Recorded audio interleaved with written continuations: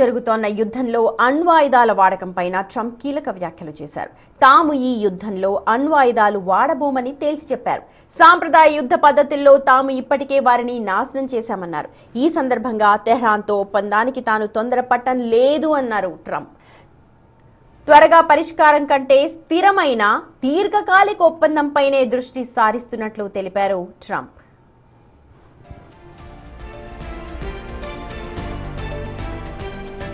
ఇటీవల ఇరాన్ పతాకం ఉన్న ఒక వాణిజ్య నౌకను అమెరికా సీజ్ చేసింది. ఆ నౌకలో చైనా నుంచి ఇరాన్కు వెళుతున్న బహుమతి ఉంది అనంటూ ట్రంప్ పేర్కొన్నారు. అయితే ఆ బహుమతి ఏంటి అన్న విషయాన్ని వెల్లడించేందుకైతే ఆయన నిరాకరించారు. అది అత్యంత రహస్యమైనది అంటూ ఆయన పేర్కొన్నారు. ఇరాన్ నౌకలపై విధించిన దిగ్బంధనాన్ని అద్భుతం అంటూ కొనియాడారు. గల్ఫ్ దేశాలను లక్ష్యంగా చేసుకోవడం, హర్మూజ్ జలసంధిలో సీ మైన్స్ పెట్టి ఇరాన్ చాలా పెద్ద తప్పు చేసిందని చెప్పుకొచ్చారు ట్రంప్.